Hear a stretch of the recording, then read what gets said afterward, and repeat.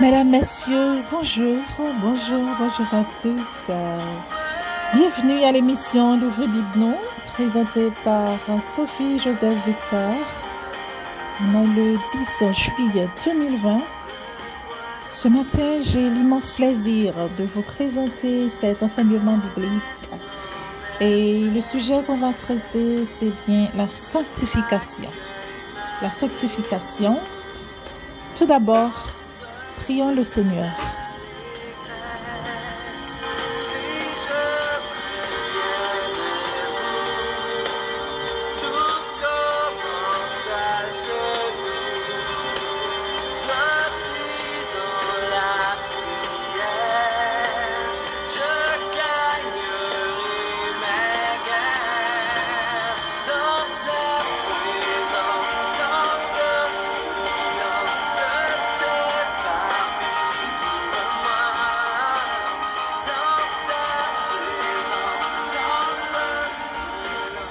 Père éternel, nous te disons merci. Merci Seigneur pour ta grâce infinie et tes multiples bienfaits dans notre vie. Nous voici encore ce matin, au Dieu d'amour, pour présenter cet enseignement biblique aux bien-aimés frères et sœurs, aux amis internautes partout dans le monde. Aide-nous Seigneur à être saints, car nous voulons être agréables à toi et marcher d'une manière digne devant toi. Sanctifie-nous, Père, sois avec nous. Nous t'en prions ainsi au nom du Père, du Fils et du Saint-Esprit.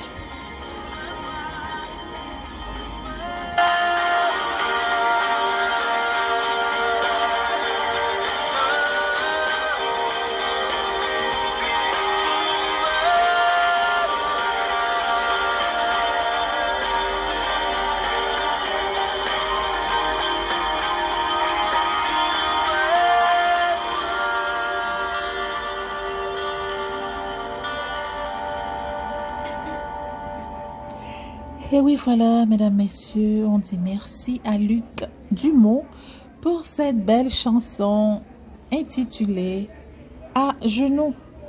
Comme c'était déjà annoncé, mesdames, messieurs, ce matin, on va parler de la sanctification. C'est quoi la sanctification? La sanctification, c'est le processus par lequel une personne se libère du péché et devient pure et sainte. Ok? La sanctification, je peux dire aussi ce mot, signifie mise à part. La sanctification consiste à se séparer du péché et du mal pour se consacrer à Dieu. Et oui, mesdames, messieurs, c'est ainsi qu'on poursuit avec l'émission. Et maintenant, on a parlé de sanctification. On dit que sanctification, c'est le fait que vous séparez de péché, vous séparez de tout ça qui est mal, de tout ça qui est mauvais, des œuvres de la chair, vous consacrez à part au service de Dieu. Mais qui est importance vraiment que sanctification gagne dans la vie en chrétien? Mesdames, messieurs, verset clé, c'est Hébreux 12, verset 14. C'est là qu'on a besoin qui est important sanctification gagnée dans la vie en croyant. Sans la sanctification, personne ne verra la face du Seigneur. Amen, alléluia. Recherchez la paix avec tous et la sanctification, car sans laquelle personne ne verra le Seigneur. Hébreux 12, verset 14. Donc il est très important, mesdames, messieurs, d'être sanctifié lorsqu'on est chrétien. Le n'a servi bon Dieu, nous pas mener une vie qui est impure, une vie qui est sale devant Dieu.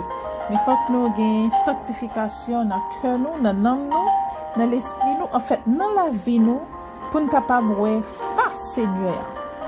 Et en même temps, nous voyons que dans Hébreu, verset a dit pour nous rechercher la paix et la sanctification. Il était capable de mentionner pour le dire car sans lesquels, parce qu'il a parlé de deux articles là, qui c'est la paix et sanctification.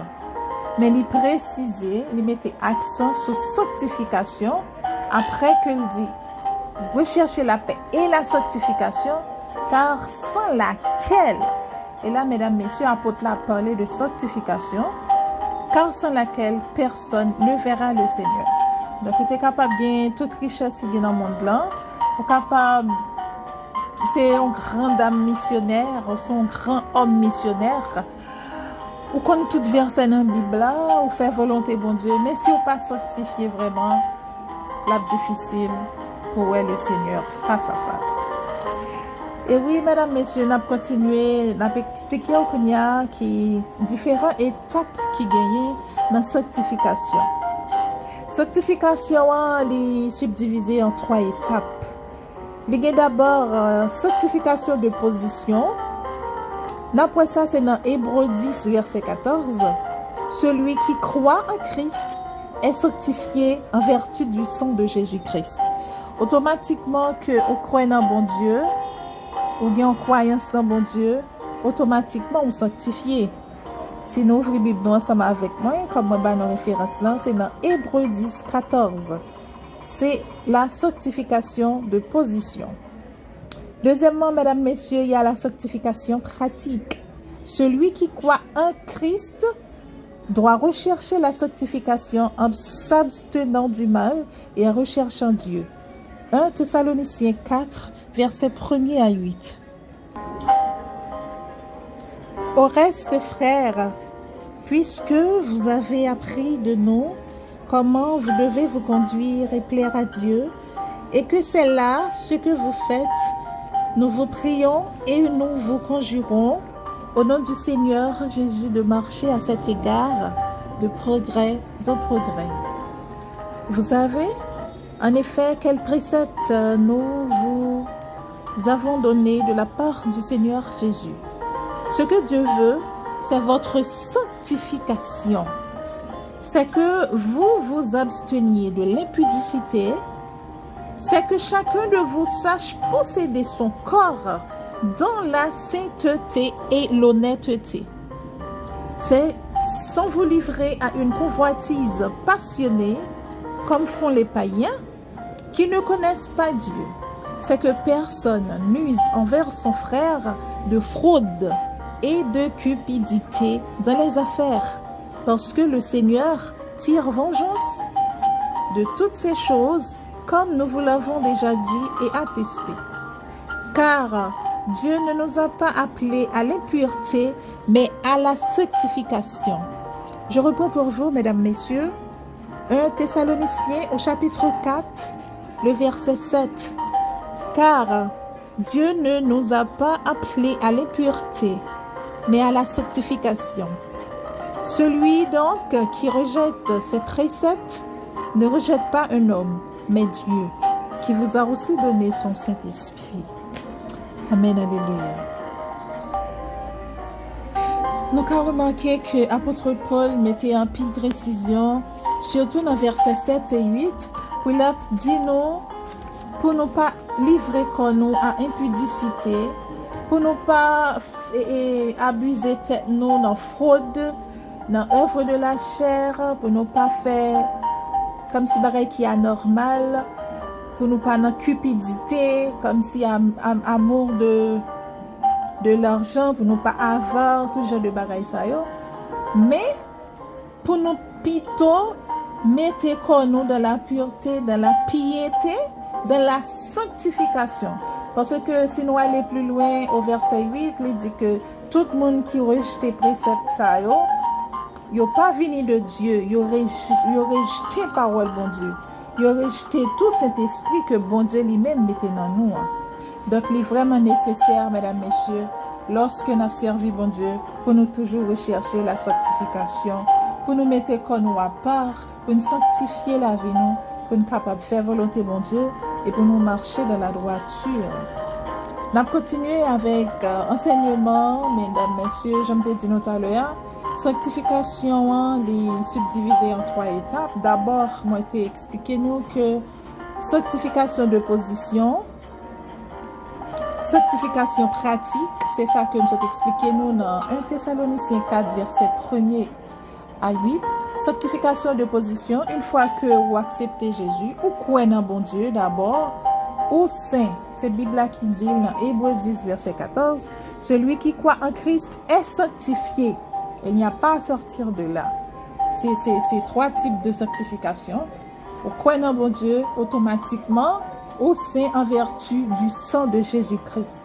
La sanctification pratique, c'est ça que nous avons expliqué nous là dans 1 Thessaloniciens chapitre 4, côté que apôtre Paul a expliqué nous pour ne pas livrer corps nous dans impudicité, dans impureté, dans le fraude, dans des bagailles qui pas bon, qui pas propre devant bon Dieu, mais plutôt pour nous sanctifier la vie. Non? Ça, c'est la sanctification pratique. Troisièmement, c'est la sanctification finale. L'entière sanctification ou encore la perfection atteint la rédemption de notre corps. L'entière sanctification ou encore la perfection atteint la rédemption de notre corps. Selon la Bible, amis auditeurs, amis internautes, et la sanctification apparaît comme un commandement divin. Par exemple, et je vais vous donner quelques références bibliques. Vous allez lire avec moi dans le livre de Pierre, chapitre 1er, verset 16.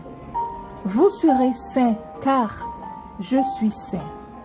Mesdames, messieurs, comme vous pouvez le constater, c'est comme un ordre. C'est comme un ordre. Vous serez saints, car je suis saint. Donc, il est important, il est même obligatoire pour les chrétiens d'être saints. 1 Pierre 1er, verset 16. 2 Corinthiens 7, verset 1er. Ayant donc de telles promesses, bien-aimés, purifions-nous de toute souillure de la chair, de l'esprit, en achevant notre sanctification dans la crainte de Dieu. Et aussi 1 Thessaloniciens 4, verset 3. Mettez-le pour nous tout à l'heure. Ce que Dieu veut, c'est votre sanctification. C'est que vous absteniez de l'impudicité. 2 Chroniques 29, verset 5. Tournez page Bible avec moi, mesdames, messieurs. C'est ça qui est en étude biblique. Nous ne pouvons pas faire étude là sans la Bible. Nous ne pouvons pas faire étude là avec Bible affirmée. L'important pour nous, l'ouvrir Bible, non, c'est d'abord le nom de l'émission, l'ouvrir Bible, non. Tournez page Bible dans 2 Chroniques 29, verset 5. Nous prenons que la sanctification de la Bible, il paraît, c'est un commandement, c'est un commandement que bon Dieu t'a prescrit à discipliner. Tellement important pour nous saints.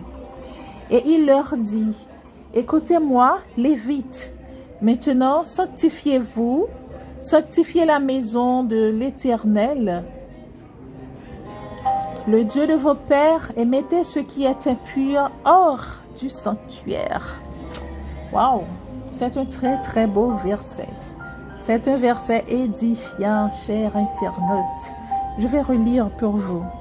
Et il leur dit, écoutez-moi, Lévites, maintenant sanctifiez-vous, sanctifiez la maison de l'Éternel, le Dieu de vos pères, et mettez ce qui est impur hors du sanctuaire.